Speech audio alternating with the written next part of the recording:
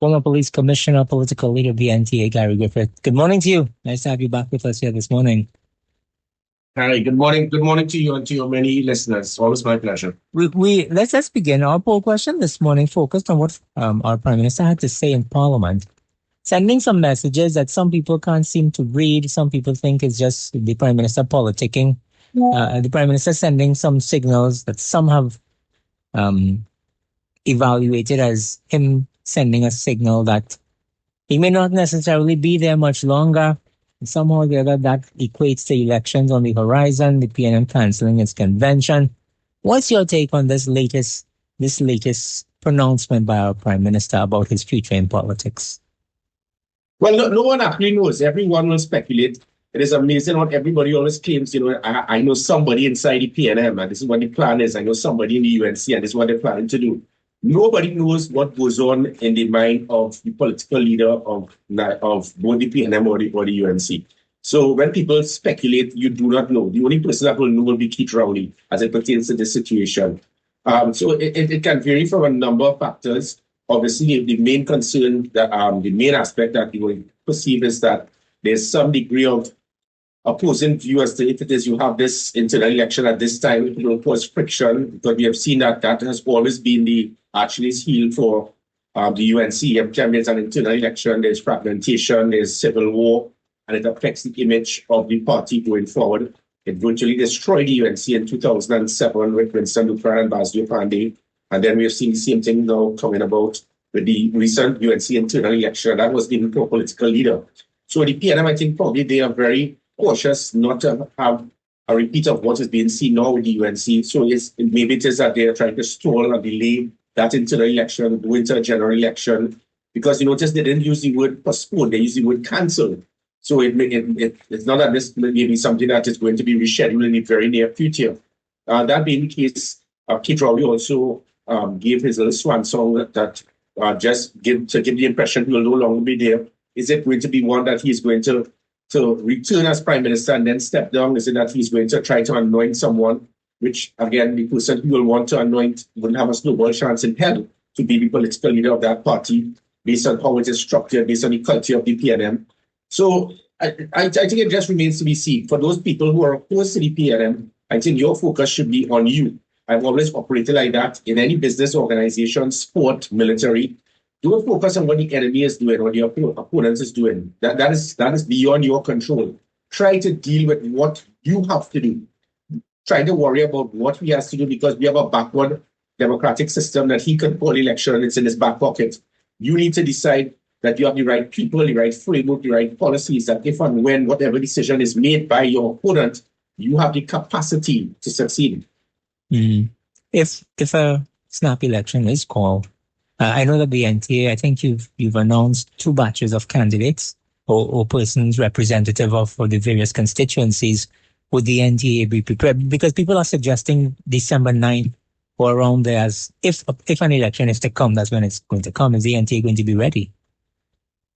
Yeah, we actually anticipated that December 9th, because you put that 6 weeks before. I think it would be October 20 something odd that they will have to prorogue Parliament. So listening to all the previous callers about November the 11th and all of that, and again, there was speculation as to why would you can't shut down school a week before. Usually school will end around the 15th or 16th of December, but now you try to shut it down just before. Is it to have the schools prepare, have the schools available to have an election on that Monday in December? So there's always that speculation. Because of that, we decided to push back from each hour, looking at that date as the earliest it can possibly be, making sure that we have as many candidates prepared for if there's that type of, because that will be known as a snap election, because the election date is not scheduled until just about August next year. So if it is actually called in December, that is virtually a snap election way before time. Hardly likely, my personal view is it's hardly likely that is possible. Only Garfield Sobers continues to declare an innings and continue to lose a test match. Patrick Manning did it twice.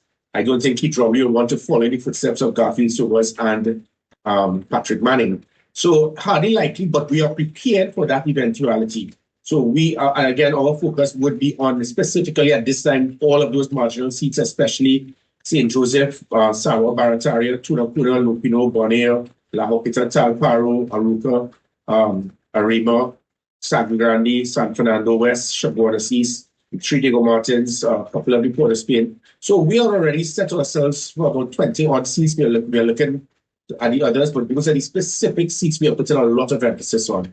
What have your candidates been hearing when they canvass the various constituencies? What are people saying to them? Massive disenchantment about the whole process of politics and politicians in this country. Never before. There have been several other agencies doing their own internal polls. The PNM, they've done their polls. Their polls that they have them assured that they're going to win 23-18. And that includes Maruga. But that poll they did was based on who are you going to vote for between the PNM and the UNC. And they're winning almost all of the marginal seats. And it's not that because people want the PNM back, the percentage is less than 25%. 1/4 of the polls in the scientific polls being done, 1 in every 4 will vote for the PNM. But it's over 60% of persons who are disenchanted, none of the two, anybody else, I'm not voting. So there's massive disenchantment. So our job is as much as possible to try to bring back some degree of belief, trust, that politicians do not have to be corrupt, they do not have to be incompetent, they do not have to be arrogant, they do not have to be so to continue to be focused on their own base and forget about anyone else. That politicians cannot be selecting people based on loyalty being the primary criteria rather than select persons based on quality. So those are the things that we've been pushing heavily on, especially those floating voters. It may very well be that third party may not be able to win a general election by winning the majority of seats. But it is a fact that what that bridge constituency decides, has always decided the outcome of the election. I am by no means a pollster, and nothing I'm about to say is scientifically tested or anything like that. It's just based on my interactions with people. Everywhere I go, there is some conversation that somebody wants to have about politics, about what's going on, because people are concerned. People are concerned about all things taking place, crime, the economy, all different kinds of things people are worried about. And they know that politics is interwoven one way into the other. But that level of despondency, that lack of engagement, that lack of people wanting to be a part of the next general elections is concerning. As to whether or not it's going to pan out that way and people are actually going to stay true to their word and not go out and vote, we'll have to wait and see. But I've been hearing that a lot, that people just so fed up that they don't think anybody at this point in time is worth their time to go out and vote. And that's an indictment against us as a people. It means that our political system has become so devalued in the minds of citizens that they really don't care, even though they admit that politics is so important to getting things done. It's almost an oxymoron the way people speak about it. What you have heard is exactly what the pollsters have, and we're not speaking about pollsters. We have people who call themselves political analysts. 100% of every statement and comment they make is to openly support the UNC or to attack the PNM or vice versa. So they're not political analysts. They are undercover, clandestine activists for political parties. I'm not speaking about these political analysts. There was one who foolishly said, the NTA didn't win any seats, so the NTA is not really relevant. And that was Dr. Shane Mohammed. It was a very foolish statement. It says a lot about his ability as a political analyst, because the UNC never won any of those 31 seats themselves. In fact, the NTA, what we did, we cut inroads into those 31 hardest seats by 35 to 70 to 80%. So it shows that this is not about political analysts. We are speaking about pollsters and not talk show. A lot of people be supporting certain radio stations. We are speaking about actual polls where the margin of error is 5%. And that, what you said, is exactly what many people are picking up. It is unfortunate yes, it is seen that this government is seen as probably the most incompetent government in the history of Trinidad and Tobago. But in the same manner, you have another political party hoping that they can win based on that. And that is where many people are saying, you know that the government is the most incompetent, but you have to show me that why it is that you are capable to replace them. Trying to win by default because they are so incompetent is not good enough. So when it is you, again, unfortunately, and I'm not here to bash any political party. I have the world of respect for the PNM and the UNC, their leadership, the hierarchy, and the base support. But the UNC has never won any election on their own in a three-horse race in over 34 years of the existence of the UNC. If Basio Padi could not have done it in 2001 and 2002, when he had that bridge constituency of individuals such as Mervyn Assam, Jerry Yetming, Carlos John, Lindsay Gillette, Pythons, who would have brought in those ONR, NAR, COP type voters, and you could win then. You expect to win now with the batting lineup that you have. And again, it is unfortunate because the batting lineup that is where those floating voters are saying, I am not too impressed. So it is exactly what you have said. Many persons, especially those 150,000 that are not PNM till they're dead or are born at UNC and were dead at UNC, that 150,000, they are very displeased. They are very concerned. And it is different to the quality of the politicians that we would have seen in the late 1990s to what we are seeing now. And it shows that many persons who have that capability that have the ability to transform Trinidad and Tobago, they are not getting into politics because they see it being nothing more than individuals that is going to affect their own image, their own reputation, and their own character. Mm.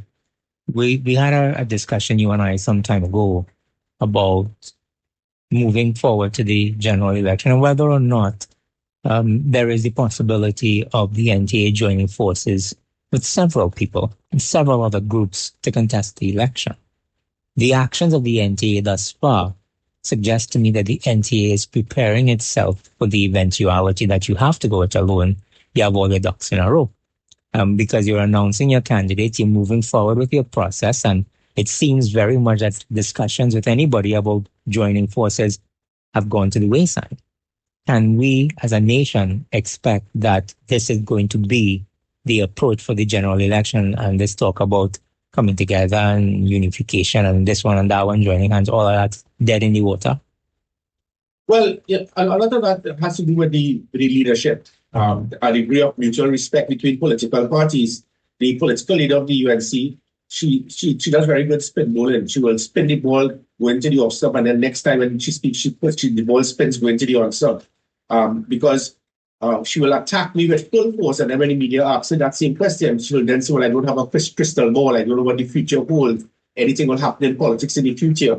So she's not coming out openly to state that the UNC would go alone, knowing fully well that I don't think there's anyone in the UNC that actually believes, other than Julie John, that the UNC can win alone. As I've said, you couldn't win alone in the last two elections. You expect to win alone this time. Try to hope that you can win alone because of the hatred of the PNM. It ain't going to work. Those 150,000 voters, those floating voters, whether they were previous ONR, NAR, COP, calling us NT now, in 10 years it will be something else. But those floating voters are very sensitive. Whether you call us the 9 from 4, whether you call us the independent voters, the floating voters, without us, the UNC cannot win. And this is not in any way to threaten or to attack or to criticize the UNC. I have been full of respect for the UNC. In fact, I was in the UNC executive in 2006. I was in the slate with Winston Lucaran against Basio Pande's slate, and Basio Pande had a very powerful batting lineup. And it was only, out of those 15 seats, it was just Sadiq Bash, Manohar Ramsaran, and Gary Griffith that won our seats, which meant that the UNC rank and file, the base said, we want Basio Pande to run the party, but we like these guys from Winston Lucaran slate. That is the type of support that I have in the UNC. Absolutely no one else in the present UNC of any of the MPs have that type of capability to have done that. Mm-hmm. So I am fully aware of the respect of the support base of the UNC. I have the will of respect for them, but the base must understand and accept and appreciate that unless there's some degree of mutual respect with other political parties, you are going to get the same results that you received in 2015 and 2020. Having said that, we have no intention to be involved in what is known as political domestic violence. We have seen it where we went and I walked the length and breadth of this country, working more with UNC candidates in the local government election than I did with my own 31 candidates. And that was specifically to ensure that the PNM would not win San Grande and that the UNC could cut inroads into San Fernando West. And then to do all of that, where you would have seen the results where from 5 to 4-3 in San Fernando, and then PNM just won that last seat by just about 21 votes. San Grande winning an extra vote. That wasn't because more people supported UNC. That was because of the previous COP voters who said, Gary, as you all are there, we will vote for the UNC candidates. to hear a political leader a few months later say, who are you and what you want to bring to the table, there's one word for that, being ungrateful. And that, I think, is a slap in the face. It is total disrespect after what we did to support you, and then you will treat us like that. It means you have not learned a thing from how you disrespected the Congress of the People in 2010 to 2015. So if it is you want some degree of an alliance, you have to start respecting us. Respecting us cannot be that you go on a platform every Monday night and you shout, Gary, leave Jolly John alone. What you bring to the table? Gary Griffith was a failure as commissioner, but 6 months before you said he was the greatest thing since sliced bread. When you do these things, you cause more of that 150,000 to take away from you. You're not helping the cause. Julie John continues to believe that the UNC could go alone. Remember, Julie John was strongly affiliated with the PNM administration pre-2010. Whether it is based on ignorance, whether it is based on whatever, if it is that the whole of the UNC is going to blindly listen to the directives of one person based on whatever reason she has, you will go back in opposition for 5 years. So we continue to be open to appreciate the fact that we understand that the reason why we are known as the National Transformation Alliance. We intend to transform Trinidad and Tobago, and we intend to align with other political parties if they have the same principles, ideologies as we do. But what we are not going to condone is political domestic violence. I promise that third constituency, we are not going to have a repeat of how we were treated in 2010 to 2015. If that is agreed upon, this can be a very good government that is going to come in from next year. Yeah, well, when the pronouncements were made recently about you and the NTA and everything else, I said to myself that it would resonate with UNC supporters because whatever the political leader says, the hardcore supporters are going to follow. But it's the people who are not the hardcore supporters who you have to worry about because they're going to want an explanation as to why just prior for the local government elections, these two people could have get along. And just after, it seems as though it was a loveless marriage or a marriage of convenience. And that is how people describe the People's Partnership from 2010 to 2015, a loveless marriage. And there are people who will not throw their support behind anything related to that once again because they've been there, done that. I personally thought it was an unnecessary controversy at that point in time. There was no need, in my opinion. But then again, I don't understand the way politicians operate. Because I didn't see the need for there to be this tongue lashing of Gary Griffith so soon after you both worked together. It was illogical to me, but as I said, I don't understand the way politicians think. I've been telling my listeners that it's my opinion that the 2025 or maybe earlier general election, whenever it's called, is going to be one of the most keenly contested electoral events in our country's history. Simply because of the number of players, unless things change, because of the number of players that you have involved. You have the PNM that resolutely says, we don't care about nobody, we're going alone. Win, lose, or draw. We in business about nobody else. That's just the way the PNM operates. It's either you come on board or you don't come on board. We ain't looking to run down nobody. And then you have, after the PNM, you have the UNC, you have the NTA, you have the PEP, you have the Patriotic Front, you have Hope, you have PDP, you have Independence, and all of these other factors in an election. So it stands to reason that when the PNM jumps up and says, well, we confident, and when you talk to people who going up and they say, well, we have nothing to worry about Terrence Diaz, I think he confident he won't win back St. Joseph again, you can understand why they would say those things. I'm not too sure if we have can squeeze in one or two quick calls before we get back into the discussion. Hello, good morning. Good morning. I've been around for a long time. And you are aware of the 1981 situation with the ONR, popular, plenty votes, but no seats. Split vote and PNM victory. Even 2 seats that the PNM was able to win that was traditionally, well, that time ULF, Caroni East and Princess Town. So that was the damage that was caused then. And then we had the COP. Okay, Caroni Central, I need you to get to the question. No, I went quickly. Don't you believe that any third party now coming into the fray will cause an opposition split and PNM will win and govern for another 5 years? Would you give yourself credit if that were to happen? I thank you. Thank you so Well, much. yeah, but I'm glad you asked that question. That is the question of the day. It is not given credit. I am here to lead, serve, and represent that bridge constituency of those persons who are not PNM or UNC. So it is not that we have an obligation to support the UNC. That is where people keep missing the point. And I'm glad you brought mention of you mentioned the fact of the UNR in 1981, because it continued in 1991 under the NAR. The NAR split the votes, if you look at it the same way, and that caused the PNM to get back in office after losing 33-3. Guess who was in the NAR? Kamala Prasad-Visesa. She went up against the UNC. So she's fully aware herself because she was part of that same split vote. But UNC supporters will not remember that.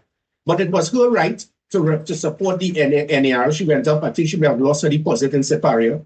But she split the votes as well. But it was her right. It was the right of those 150,000 in the NAR, included Suraj Ramachan and others. And then many of them went back to the UNC in 1995. And the same thing with the COP in 2007. The point being is that I have the world of respect for the United National Congress. They may very well have more support than the PNM, but how our constitution is set up, how our seats are being laid out, probably because of PNM's involvement with the EBC, the UNC does not have a snowball chance in hell to win on their own in a two-horse race with the PNM, because most of their voters will be more in the central and the south. And the corridor where you need those critical seats of St. Joseph, Sawa, Barataria, Tunapuna, Lupino, Bonaire, La Hopita, Talparo, even Grandi and San Fernando West. Those areas that PNM will always have more support than the UNC in a two-horse race. When it comes to three-horse race or a third party, that third party has those persons who may not be supportive of the PNM, and they will not vote for the UNC, but they will they will shift and so and I'll vote for that party or representative of the UNC if that party is aligned with the UNC. So I am agreeing with you 100%. What I would not accept is persons to continue to, state that Gary Griffith is too full of himself. Gary Griffith is too arrogant. Gary Griffith wants to be prime minister. So the UNC supporters who are blindly trying to criticize us, name once when I've ever stated that I demanded a seat. Name once I ever asked for anything. Name once I've ever shown any arrogance or demands to the UNC. I have not. All that the UNC have been doing over the last few months is to be attacking us, discrediting us, ignoring us, not communicating with us. I have written to them. If Dave Tanpu, out of the lack of manners, and Kamala Prasad-Visesa, they do not even have the common courtesy to respond to us based on us saying, let us meet to discuss matters of some rules of engagement to see how we can move forward. Kamala Prasad-Visesa has actually blocked me on WhatsApp. So before the UNC, what the political leader says, everybody will blindly listen. Try to understand, we are not the ones who have drawn first blood. We are not the ones who have refused to communicate. We are not the ones who have attacked the UNC and questioned their relevance. You can't say that you want to work with us, but you want to disrespect us, discredit us, because we know at the end result, let me be open, what the UNC wants is to have the 19 seats they presently have, which is fine, have all the marginal seats to go up for, get the NTA supporters to blindly support every UNC candidate in all the marginals, and let us go up for the 13 or 14 safest PNM seats. My mother didn't make a bubbly. We saw exactly what happened in 2010 to 2015 with the COP on that. All the UNC needs to do is to appreciate if you really want to have a coalition government, treat us with some degree of respect. Don't expect that we are going to say that I will take all the marginal seats, take the 19 seats that we have, and you all go up for the Laventille East, Laventille West, Port of Spain, Labre, whatever, and then you'll get the NTA voters who are previous COP, NAR, WNR voters to vote for our candidates. And so that what you want really is a UNC government. That is not what the country wants. The country wants the PNM out, but they want to ensure that there are other political parties forming a coalition government. Heading to the issues that should be of paramount importance in the minds of the voter, one of those obviously has to be crime. What we're seeing now, and it's causing some concern, is what some are describing as a resurgence of kidnapping for ransom, and not just kidnapping for ransom, but crimes being perpetrated by persons who are looking like police, acting like police, and for all intents and purposes are legitimate police officers. Now, as police commissioner, I'm sure that during that time you would have had to deal with some of these matters. It doesn't seem as though we're dealing with them and many other issues the way we should. What's your evaluation of what's going on in that regards? So I give the assurance to Trinidad and Tobago, this can be fixed. It was. Can anyone recall problems with kidnapping in 2019 and 2021? We stopped it. We put an end to it. It was the first time in the history of Trinidad and Tobago we were actually arresting kidnappers, kicking down the doors, intercepting vehicles, arresting kidnappers, and rescuing the victims out of the trunk of a car or in their room or wherever. That is how we dealt with it. Because I was able to put systems of new technology, policies, and units separate and apart from the police, because we realized police officers were also part of it. I remember the Natalie Pollinate situation. Mm-hmm. Every time we were getting a lead, the kidnappers were getting a heads up, and we couldn't understand why. Why? Because they were police officers, part of the kidnapping.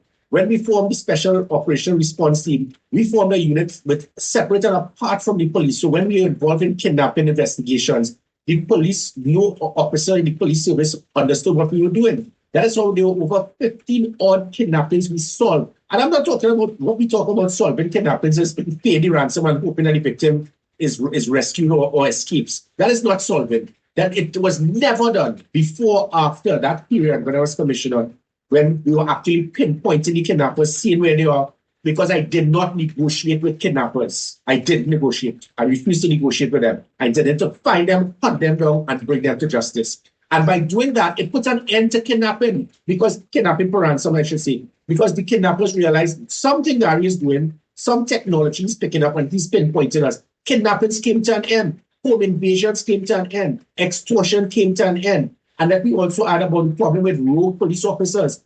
Public trust and confidence in the police was 14% when I took over. When I left, it was 59%. So people who criticize this police service, it was the highest public trust and confidence in every arm in the public sector. Now it is down to 8%. So it shows that, and this is what Kamala Prasad says, called a failure, by the way. But it showed that this is the same police officers. We just need the proper leadership. The reason I got back into politics is to do the same thing, to transform this time, not just the police service, but the customs, prisons, fire, defense force, and every arm in the public service that has fallen short, by putting systems to measure their performance, make them accountable, ensure there's good leadership and good management. It can be done. Recently, you listened to Fitzgerald Hines speak about his concern about overtime with the police. The problem that I had with this present government was me trying to weed out the rogue elements in the police service. And some of them were very upset because I was affecting their trade. So they whispered in the ears of politicians who decided to form reports, Stanley John report and the audit report, where after 3 years, not one person has even been questioned because the reports were all lies by rogue police officers giving false information to Stanley John and others. But they knew they needed me out because we had situations of I was able to reduce over $300 million in overtime corruption by police officers. $300 million. We had 250 odd police officers working 24 hours a day, 30 days a month, signed by senior officers. I put an end to that. When I made that statement, I said, I wish to commend Fitzgerald Hines for finally admitting the mistake that he made by causing the problem. The CNC3 did a heading list, and this goes again to the point of political leaders must not select people based on loyalty, but based on intelligence. Khadija Amin jumps up and puts on a St. Augustine chat. Look, it seems that Gary Griffith is back in bed with the PNM. So Khadija Amin seems that she doesn't read in and outside of Parliament. But that is the type of quality that the UNC presently has. Someone who is so clueless, not even realizing my whole statement was to attack the PNM. But the UNC has a way that unless you blow trumpets and stuff to the UNC, there's a PNM. That is what turns off voters. So going back to this point, we can totally transform this place. We would have done it a couple of years ago. I did it as a Minister of National Security. It was the highest reduction in serious crime under the People's Partnership with Kamala Prasad Bissessar. But when Kamala speaks about the People's Partnership can reduce crime, we have a track record. The track record, let me clarify, and it's not, I am going to give facts. That track record, she boasts about the highest reduction in serious crime, the National Operations Center, the Rapid Response Unit, the Community Comfort Patrol, the National Security Special Operation Group, the 12 damming vessels to secure borders. All of that was under Gary Griffith's watch as Minister of National Security. So every time she boasts about the achievements of the People's Partnership, it was because of me being her right hand. So if I'm not there, what you're going to get is removing Dwayne Gibbs to bring in Stephen Williams, voting for Ulla Christopher as Commissioner of Police, Rishmi Ramnarayan, having a state of emergency, 500 persons being arrested unlawfully, shutting down the blip, the SWAT, the OPVs. So if Kamala Prasad Bissessar really wants to use the format of we can fix Trinidad and Tobago and make it safe, you're definitely not going to do that without the NTA. Yeah. I'll tell you this, we're almost at the end of our interview, out of time, just a couple minutes again before the top.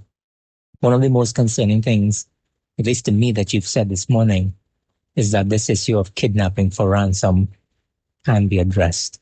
And for whatever reason, it does not seem as though there are the efforts to deal with that. That is a scourge we remember under the Patrick Manning administration that rocked this country's core.